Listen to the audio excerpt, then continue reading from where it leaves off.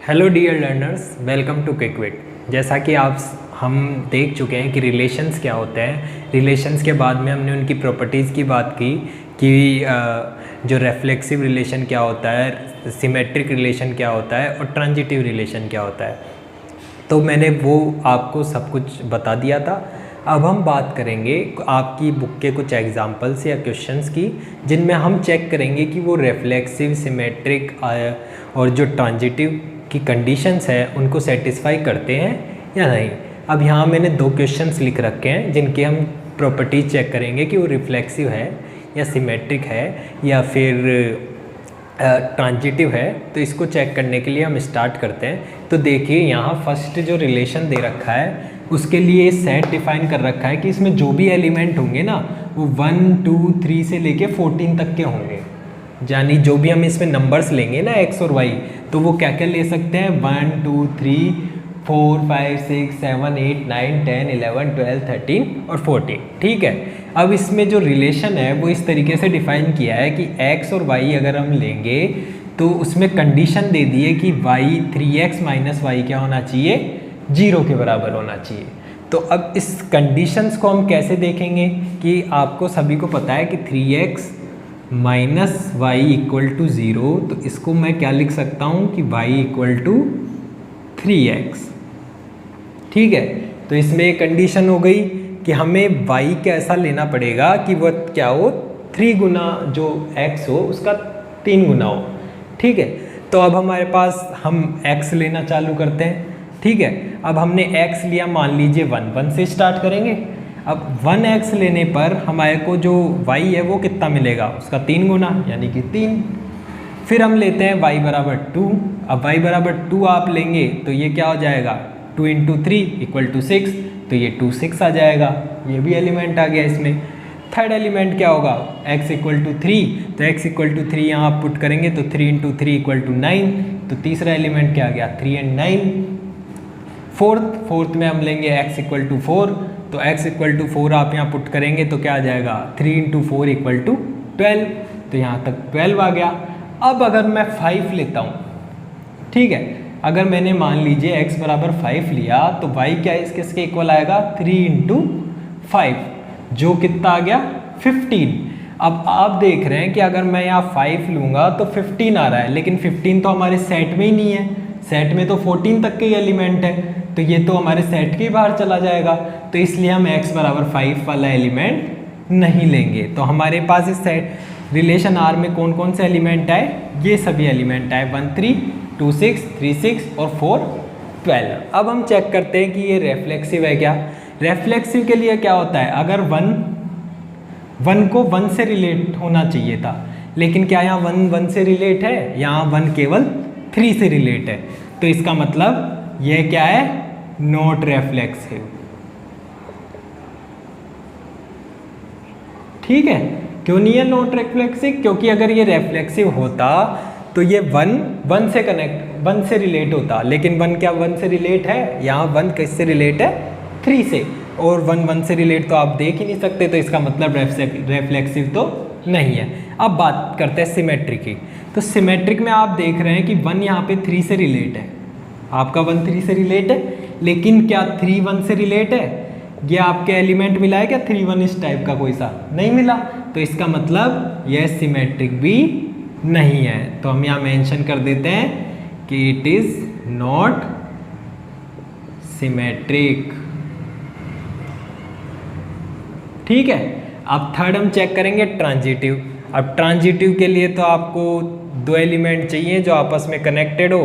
तो देखो 1 3 से कनेक्ट है, ठीक है, 3 से रिलेट कर रहा है 1, और 3 9 से रिलेट कर रहा है।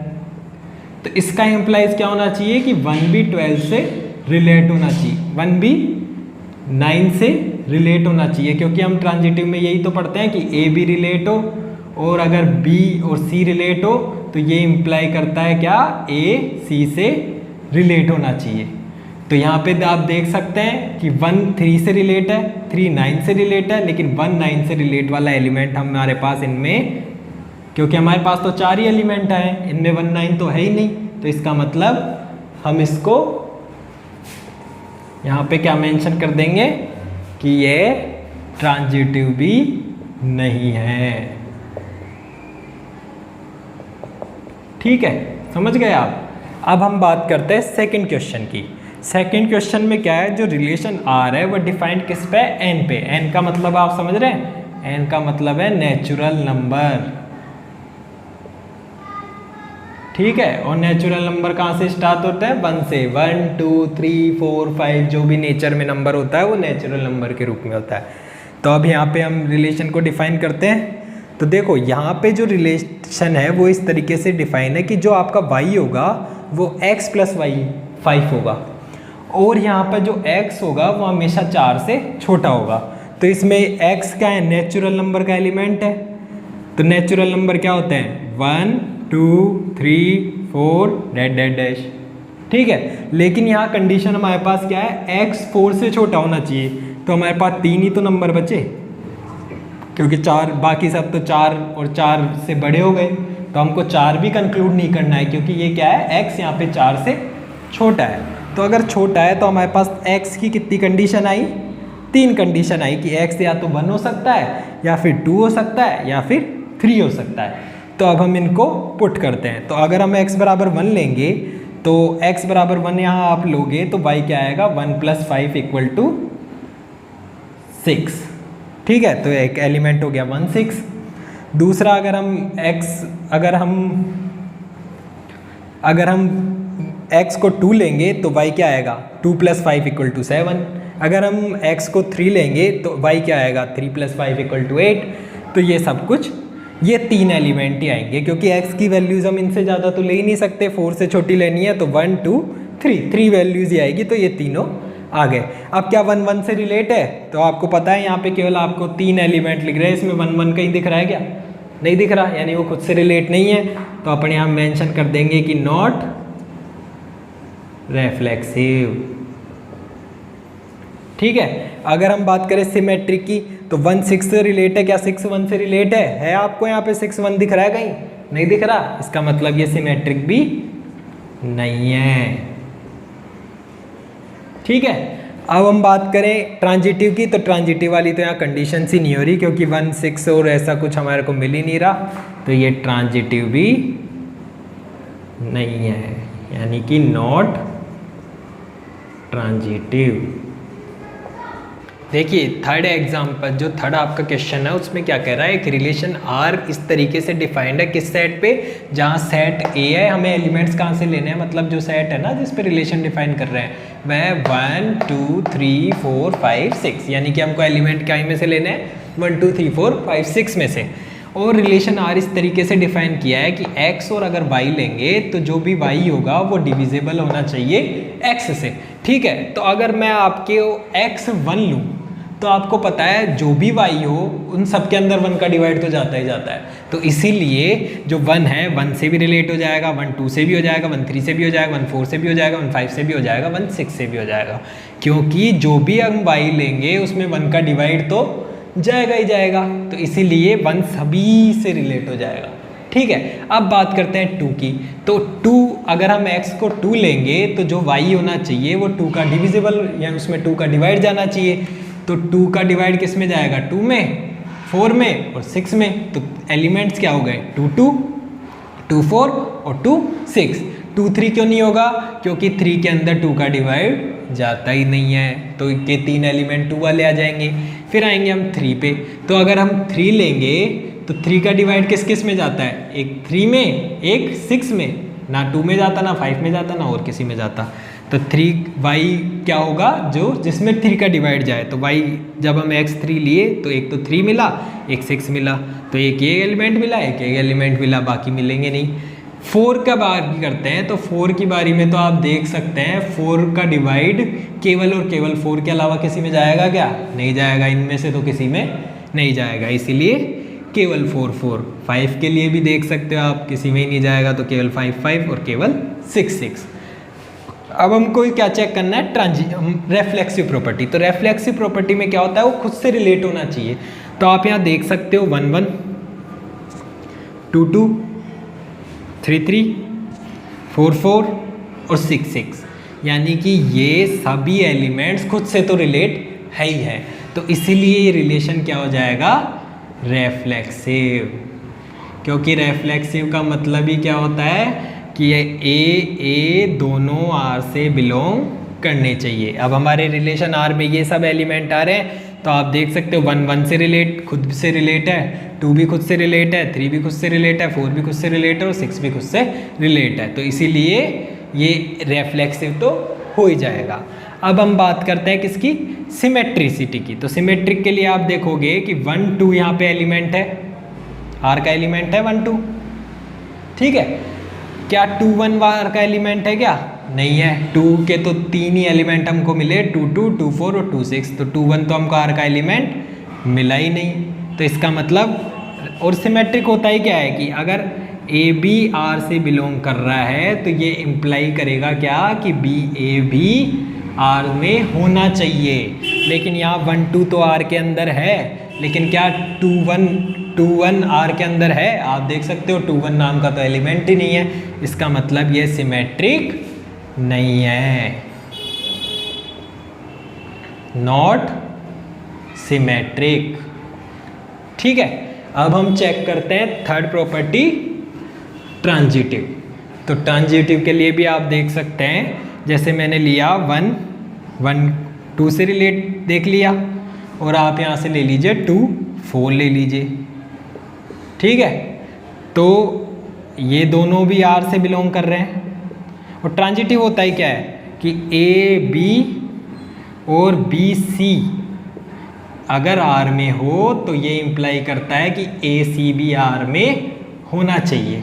तो यहाँ ए तो क्या हो गया 1, बी क्या हो गया 2, ये और ये हो गया सी, यानी कि 1 और 4 अगर इसमें आर में हो गया ना तो हमारा काम हो जाएगा सोल्व। तो 1 और 4 आप देख सकते हो यहाँ पर है, तो इसका मतलब ये रिलेशन 1 4 आर में बिलोंग करता है, इसीलिए ये क्या हो जाएगा, ट्रांजिटिव, ठीक है। तो आपका जो ये थर्ड क्वेश्चन है ये रेफ्लेक्सिव होगा, ट्रांजिटिव होगा, लेकिन सिमेट्रिक नहीं होगा, ठीक है। अब इस एग्जाम्पल जो हमने ये क्वेश्चन लिया है, आपके जो 5th क्वेश्चन है उसका ए पार्ट है। इसमें जो रिलेशन है वो इस तरीके से डिफाइन किया है कि x और y क्या करते हैं, सेम ही वर्क प्लेस पे काम करते हैं। तो ठीक है, अब हमको क्या क्या चीज़ें चेक करनी है, रेफ्लेक्सिव, सिमेट्रिक और ट्रांजिटिव। तो रेफ्लेक्सिव कब होता है, जब वो खुद से रिलेट हो। तो आपको पता है कोई बंदा किसी जगह पे काम कर रहा है तो वह खुद से रिलेट हो ही गया ना, यानी कि x, और अगर हम दूसरा y की जगह भी x लेंगे तो दोनों एक ही जगह पे काम कर रहे हैं। इसका मतलब x तो r से बिलोंग कर गया, इसका मतलब ये रिलेशन रेफ्लेक्सिव हो गया, ठीक है। अब हम बात करते हैं सिमेट्री की। तो सिमेट्री की बात करते हैं तो अगर x और y r का एलिमेंट है, मतलब x और y एक ही जगह पे काम करते हैं, ये हमने रिलेशन, अगर x y को हम r का एलिमेंट लेंगे यानी कि x और y एक ही जगह पे काम करते हैं, तो आपको ये भी कह सकते हो ना कि y और x भी उसी जगह पे काम करते हैं। अगर x y किसी जगह, मान लीजिए एक किसी की स्कूल में पढ़ाते हैं, तो अपन ये भी तो कह सकते हैं कि y और x उस स्कूल में पढ़ाते हैं, तो कोई फ़र्क थोड़ी पड़ेगा। तो अगर x y r से बिलोंग करता है तो y x भी r से बिलोंग कर गया, इसका मतलब ये रिलेशन सिमेट्रिक भी है, ठीक है। अब हम थर्ड बात करते हैं किसकी, कि आपका रिलेशन ट्रांजिटिव है या नहीं है। मान लीजिए x और y उस जगह पे काम करते हैं, सेम जगह पे काम करते हैं, और y और z ये भी उसी जगह पे काम करते हैं, ठीक है। तो हमको क्या देखना है कि x और z भी क्या वहीं पे काम करते हैं क्या, आप खुद बताओ। एक x और y किसी एक जगह पे काम करने जाते हैं और y और z भी उसी जगह पे काम करने जाते हैं, तो x और y तो सेम ही है ना। तो अगर x की जहाँ जाता है जहाँ y जाता है, और z भी कहाँ जाता है जहाँ y जाता है, तो x वहीं जाता है ना एग्जैक्टली जहाँ z जाता है, तो x z भी r से बिलोंग कर जाएगा। इसका मतलब ये रिलेशन ट्रांजिटिव भी हो जाएगा, ठीक है, तो ये तो हमारी बात हो गई इनकी। और बाकी के क्वेश्चन भी आप ट्राई कीजिए। अगर आपको कोई कहीं मिस्टेक या कुछ समझ में नहीं आता है तो आप कमेंट कीजिए, मैं उस पर भी वीडियो बना दूंगा।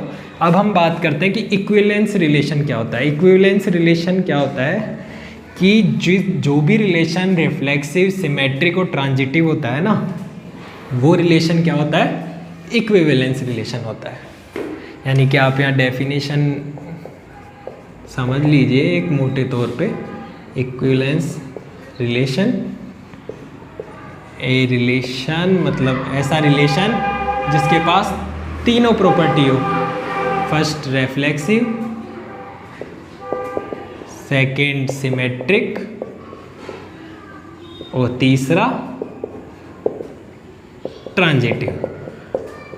तो इसमें अगर आप एग्जाम्पल लेना चाहें तो जो अभी हमने लास्ट में एग्जाम्पल लिया कि हमने एक रिलेशन आर डिफाइन किया जिसमें एक्स और वाई, जो एक्स वाई आर का एलिमेंट तभी होगा जब एक्स और वाई एक ही जगह पे काम करेंगे। तो वो वाला रिलेशन में आपने देखा था कि वो रिफ्लेक्सिव भी है, सिमेट्रिक भी है और ट्रांजिटिव भी है, इसलिए वो किसका एग्जाम्पल होगा, इक्विवेलेंस रिलेशन का। तो आप समझ गए, ये इक्विवेलेंस रिलेशन होता है। वो आपने रिफ्लेक्सिव, ट्रांजिटिव और सिमेट्रिक प्रॉपर्टी चेक करना भी सीख ली है, और बाकी सब हम आगे पढ़ेंगे। अगर आपको और भी किसी टॉपिक को पढ़ना है तो आप हमें कमेंट करके बताइए, हम उस पर भी वीडियो बनाएंगे। और हमारे चैनल को लाइक कीजिए, सब्सक्राइब कीजिए, और आप हमारा ऐप भी डाउनलोड कर सकते हैं। Thank you guys.